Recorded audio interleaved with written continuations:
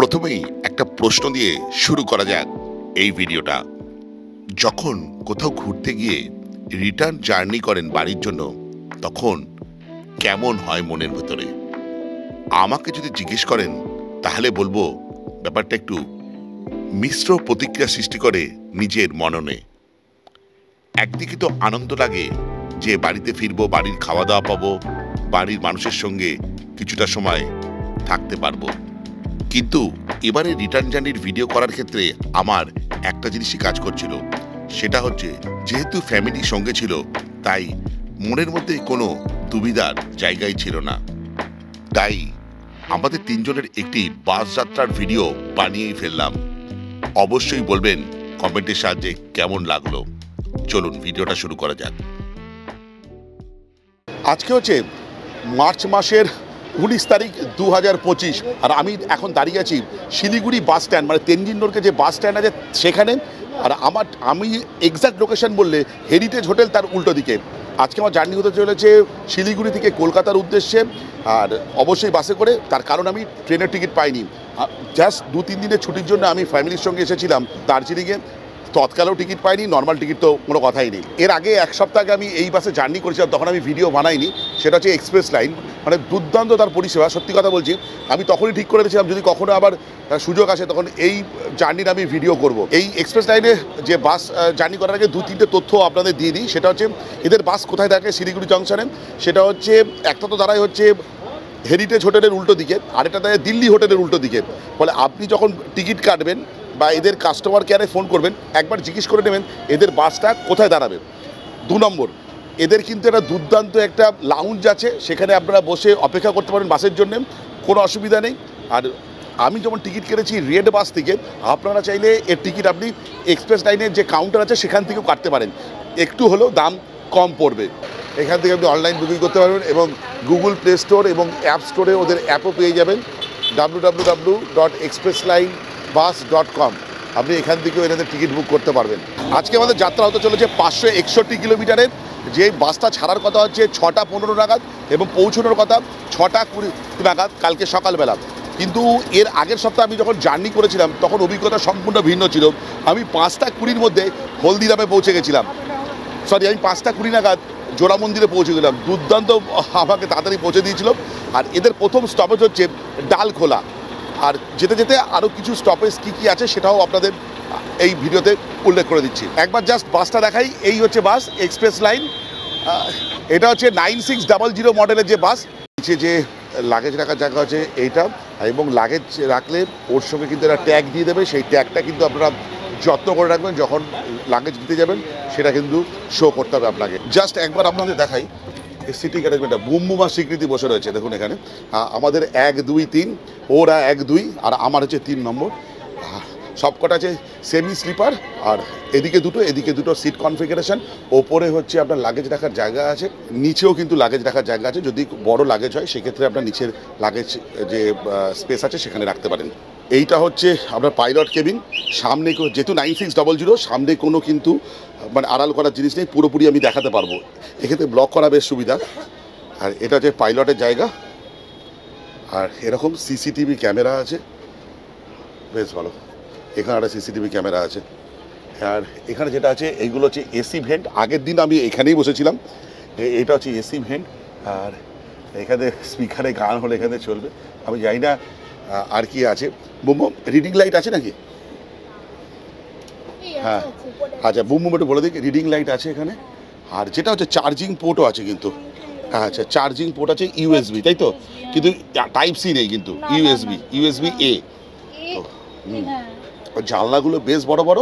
এর আগে বুমবুমা স্বীকৃতি আমার সঙ্গে বাসে জার্নি করছে, সেটা হচ্ছে আমরা যখন মন্দারমণি গেছিলাম। হ্যাঁ না, গ্রিন লাইন, আজ থেকে প্রায় 2 বছর আগে। আর যেটা হচ্ছে এরা ঠান্ডা লাগলে এখানে যে ব্ল্যাঙ্কেট ইউজ করতে পারি, সেই ব্ল্যাঙ্কেটও প্রোভাইড করেছে। আরে কী পরিষেবা এরা প্রোভাইড করে সেটাও তুলে ধরবো, আমি জানি, তবুও আপনাদের সঙ্গে সেটা শেয়ার করবো। 6টা 15 অলরেডি 2-3 মিনিট লেট হয়ে গেল, অত কোনো ব্যাপার না। আগের দিন 5 মিনিট 7 মিনিট লেটে দাঁড়িয়েছে, তাও আমাকে 1 ঘন্টা আগে পৌঁছে দিয়েছে। দুগ্গা বলে আজকে জার্নি শুরু হলো। আজকে আমাদের যাত্রা হতে চলেছে শিলিগুড়ি থেকে কলকাতার উদ্দেশ্যে, কিন্তু আমরা নেমে যাব কোথায়? এয়ারপোর্ট 1 নম্বরে নেমে যাব, ঠিক আছে? আর টোটাল যাত্রাপথ 561 কিলোমিটারে।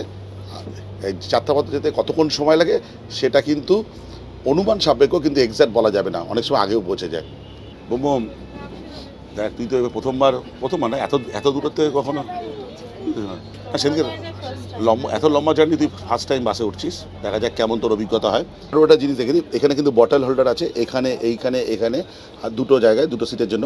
আর এখানে কিন্তু ম্যাগাজিন বা কিছু কাগজপত্র থাকলে আপনারা এখানে রাখতে পারেন, যথেষ্ট ভালো। আরেকবারও আমি আপনাদের একটু মনে করে দিই না, আমি কেন সেমি স্লিপার বাসটা আমি চুজ করেছি, একটাই কারণ, আমার এই যে স্পেসটা দেখতে পাচ্ছি না, এটা যদি খুব নিচু নেমে আসে আমার একটু সাফোকেটিভ মনে হয়, সেক্ষেত্রে আমার একটা অসুবিধা হয়, অস্বস্তি বোধ হয়।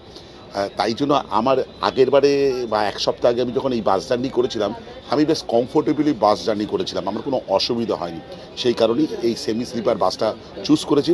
আপনারা চাইলে স্লিপার বাসও বোর্ড করতে পারেন, সেক্ষেত্রে তাদের ভাড়াগুলো ভিন্ন হবে। সেগুলো মোটামুটি 1500 থেকে শুরু হয়, 1499, 1500, কিছু বেশি হয় কিছু কম হয়, সেটা কিন্তু ডাইনামিক ফেয়ারের উপরে নির্ভর করে, সে যেমন দিন সেরকম। আবারও বলছি, আমি বাসটা কেটেছি হচ্ছে রেড বাস থেকে, সেখানে কিন্তু বাসের যা সিট প্লাস জিএসটি নিয়ে আপনার চার্জ কাটবে, সেখানে আপনি সিট সিলেকশনের কিন্তু ব্যবস্থা পেয়ে যাবেন, কোনো অসুবিধা নেই। 6:30 বেজে গেছে, আমাদের ওঠার পর দিয়ে দেওয়া হলো একটা 500 ml জলের বোতল, যার দাম এই টিকিটের মধ্যেই ধরা আছে। আচ্ছা, এক্সপ্রেস লাইনের তরফ থেকে আমাদের সান্ধ্য স্ন্যাক্সের ব্যবস্থাও করা হয়েছে, কি কি আছে সেটা পরে দেখাচ্ছি। এই দেওয়া হলো জাস্ট বেকডের তরফ থেকে। আমাদের দুটো হল্ট আছে এই যাত্রাপথে। প্রথম হল্ট হচ্ছে ডালখোলাতে, যেটা শিলিগুড়ি থেকে 134 কিলোমিটার দূরে।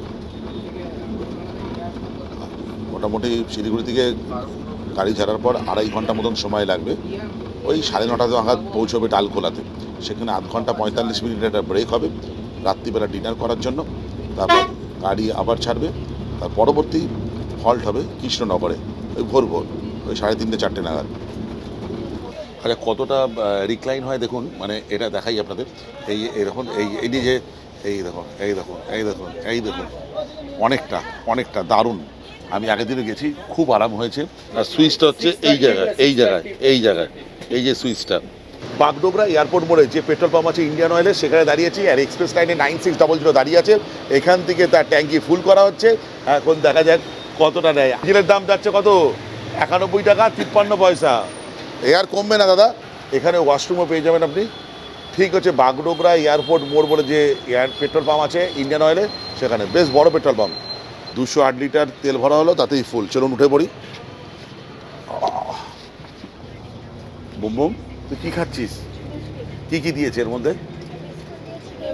বাক্সটা দেখা একটু, জাস্ট আপনাদের বলি, ওরা যে স্ন্যাক্সের প্যাকেটটা দিয়েছে তাতে কী দিয়েছে, একটা কেক দিয়েছে, আর যেটা চিড়ে ভাজার প্যাকেট দিয়েছে, আর বিস্কুট দিয়েছে। বুম অলরেডি খেয়ে নিয়েছে, মিক্স ফার্মের, তাই তো?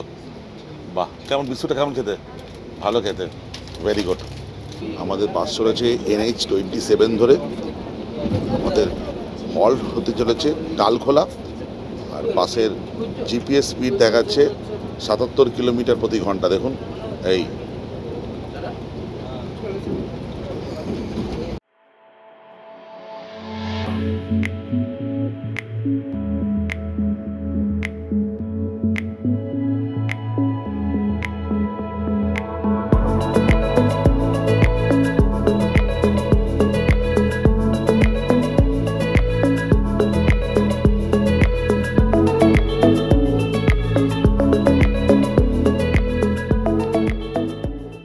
যাত্রাপথে আমরা প্রথম টোল ক্রস করলাম, সেটা হচ্ছে ঘোষপুকুর টোল। এখন আমরা চলেছি NH-27 ধরে। তবে আগামী পরবর্তী 2 ঘন্টা চলার পর আমরা ডালখোলাতে যে স্টপেজটা নেবো, সেই মুহূর্তে উঠবো NH-12, যেটা পুরনো নাম ছিল NH-34। আমার এই বাস যাত্রার ভিডিও করার উদ্দেশ্য একটাই, আপাতত বাসে করলে জার্নি করলে কেমন কমফর্ট বা কী সুবিধা কী অসুবিধা এই ব্লগের সাথে তুলে দেওয়া। কখনোই আমার এই বাস যাত্রার ব্লগ ট্রেন যাত্রার ব্লগের বিকল্প কখনোই নয়। ট্রেন যাত্রা আরাম বা গুণমান সর্বজনবিদিত, সে সম্বন্ধে আমার কোনো তর্ক বিতর্ক নেই। তবে ট্রেনের টিকিট পাওয়াটা আজকাল বেশ দুষ্কর, বিশেষ করে তৎকালে পাওয়া তো বেশ দুষ্কর। তো জার্নি তো করতেই হবে, ঘুরতে তো যেতেই হবে, সেক্ষেত্রে বাস কিন্তু আরেকটা উপায়। এই কারণেই আমার এই বাসের ব্লগ। আর এক্সপ্রেস লাইনের সঙ্গে এই ব্লগটা করছি, এটা কোনো পেড প্রমোশন না, জাস্ট আমি বাড়ি ফিরছি, আমার মনে হলো একটা বাসের ভিডিও দরকার, যেটা এনজিপি থেকে বা শিলিগুড়ি থেকে কলকাতার উদ্দেশ্যে সেরকম কোনো বাসের ভিডিও আমার নেই। আমি কলকাতা থেকে শিলিগুড়ি পর্যন্ত বাসের ভিডিও আমার আছে, আগের বছর করেছিলাম ইজি রাইডে, সেটা আপনারা খুব পছন্দ করেছিলেন। এবছর নেই টাউন জার্নি, তাই জন্য এই বাসের ভিডিও।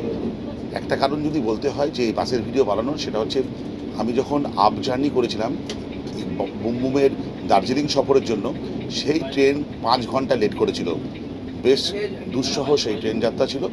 তাই জন্য এবার বাসে জার্নি, সেই ব্লগও আমি করছি, দেখা যাক সেটা কতটা কমফোর্টেবল হয়। আর একটা জিনিস আমি প্রথম দিকে বলতে ভুলে গেছি, সেটা হচ্ছে আজকে আমাদের পাইলট হচ্ছে সম্রাটদা। সম্রাটদা পাইলট সিটে বসে রয়েছে, সম্রাটদাকে দেখানো যাচ্ছে না অন্ধকার বলে, পরে আমি দেখাবো। হ্যাঁ,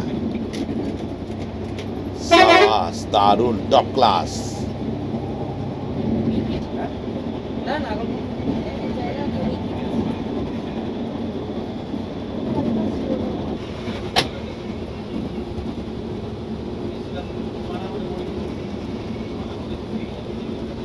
এখন ঘড়িতে বাজে হচ্ছে 8:10। আমাদের ডালখোলা যেতে বাকি হচ্ছে 72 কিলোমিটার। গুগল ম্যাপ অনুযায়ী দেখাচ্ছে টাইম লাগবে 1 ঘন্টা 20 মিনিট। আমাদের 74-75 কিলোমিটার স্পিডে চলছিল আমাদের ভলভো বাস 9600, যেটা আমাদের সম্রাটদা, আমাদের যে পাইলট আছে, তাকে জিজ্ঞেস করলাম যে এর স্পিড কি বাধা আছে, বললে হ্যাঁ 80 কিলোমিটার পার আওয়ারে এর লিমিট দেওয়া আছে, এর বেশি কিন্তু হবে না, সেই অনুযায়ী চালাতে হবে। এটা কোন জায়গা কে জানে, কিন্তু আলুর পর আলু, আলুর পর আলু দাঁড়িয়ে আছে, গাড়ি ভর্তি শুধু আলু।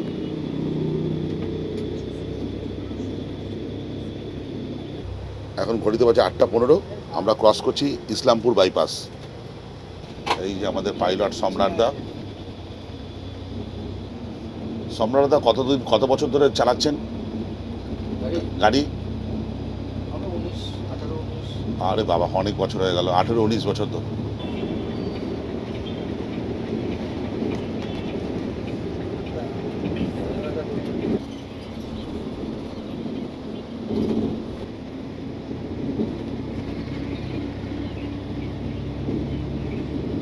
এখন বাজে হচ্ছে 8:35, আমরা ক্রস করি পাঞ্জিপাড়া।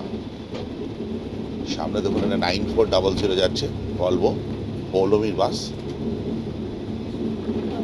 B111R। এই গাড়িতে চড়ার অভিজ্ঞতা আমার আছে।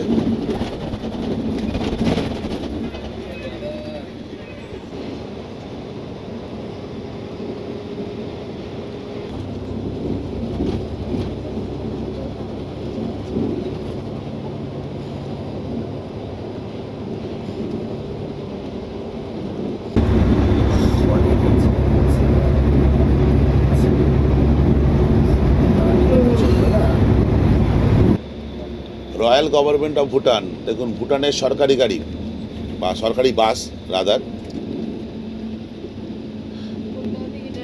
একদম কলকাতা থেকে ভুটান যেতে হলে বাসে করে আপনারা যেতে পারেন।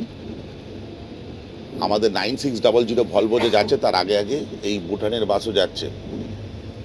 আর এটা গিয়ে পৌঁছে এসপ্ল্যানেড, তাই তো দাদা? আর যাত্রাপথে অনেক কিছু প্রাপ্তি লাভ হচ্ছে, তার মধ্যে এই রয়্যাল ভুটান গভর্নমেন্টের যে বাস, তারও সাক্ষাৎ হয়ে গেল আমাদের এই 9600 সঙ্গে। আমরা ভুটানের বাসকে পাশ কাটিয়ে এগিয়ে গেলাম।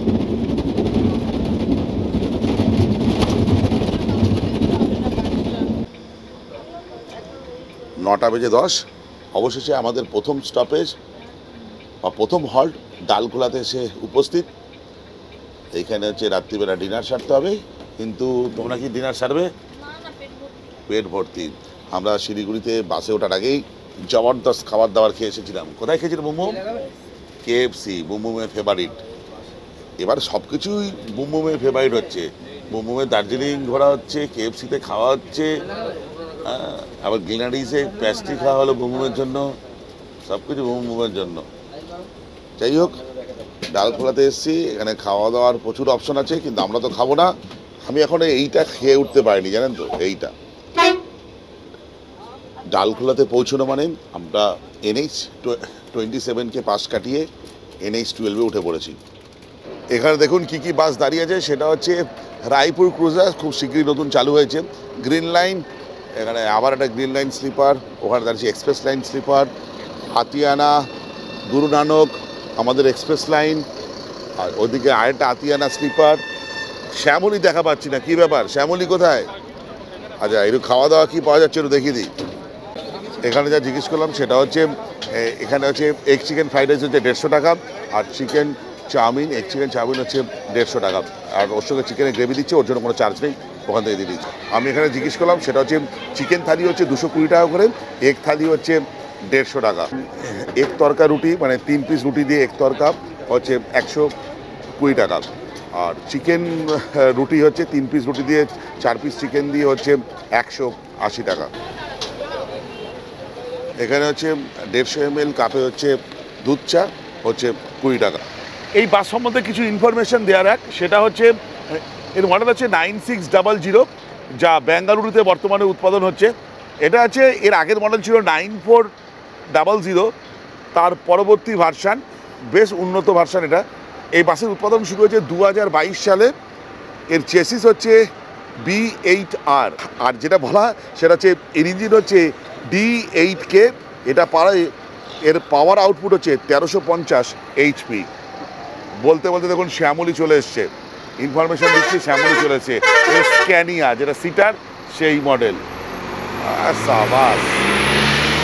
এই বাসের দৈর্ঘ্য হচ্ছে 12.2 থেকে 15 মিটারের মধ্যে হয়, আর প্রস্থ হচ্ছে 2.6 মিটার।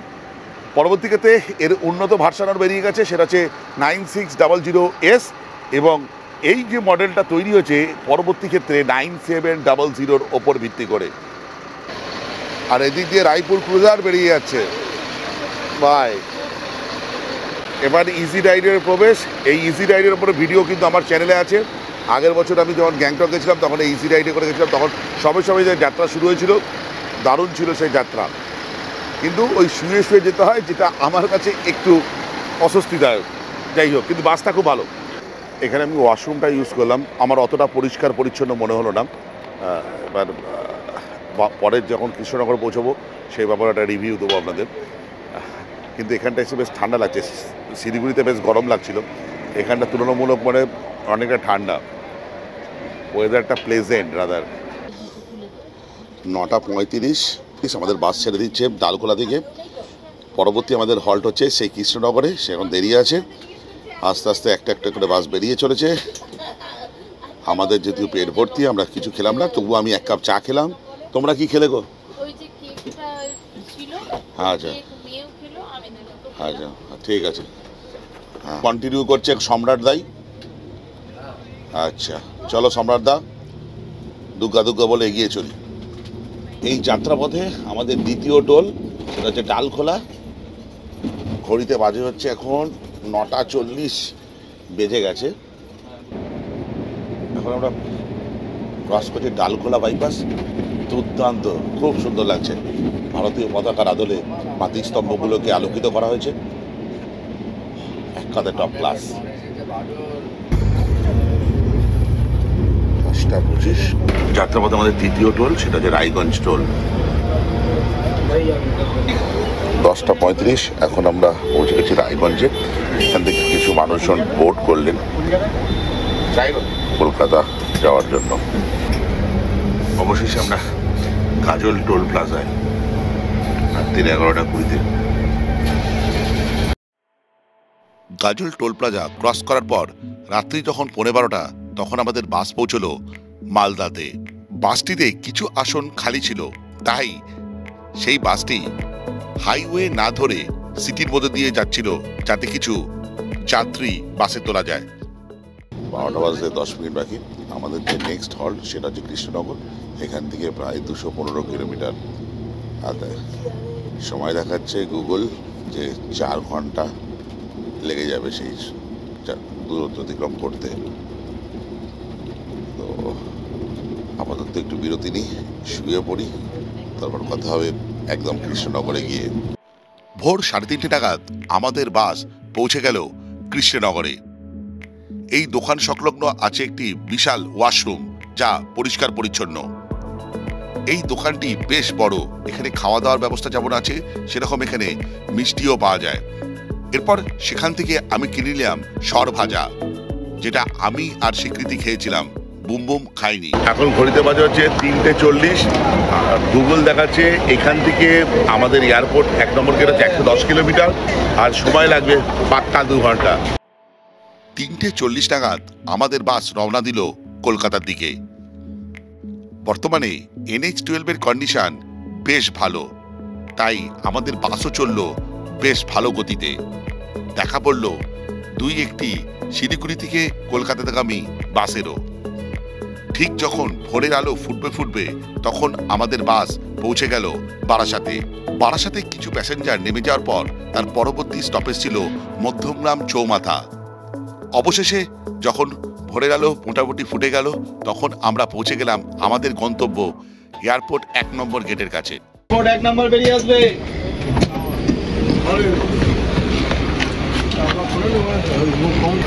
পাক্কা 5:30 নাগাদ আমি পৌঁছে গেছি এয়ারপোর্ট গেট নাম্বার 1, যে স্টপেজ আছে সেখানে।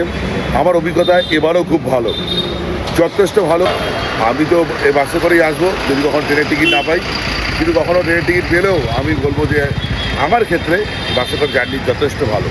যাই হোক, আপনারা দ্বিমত হতেই পারেন, সেটা আলাদা আলাদা আপেক্ষিক ব্যাপার। যেটা না বলেই নয়, সেটা হচ্ছে লাগেজ দেওয়ার ক্ষেত্রে এনারা যা সতর্কতা অবলম্বন করছে সেটা আমাকে মুগ্ধ করেছে।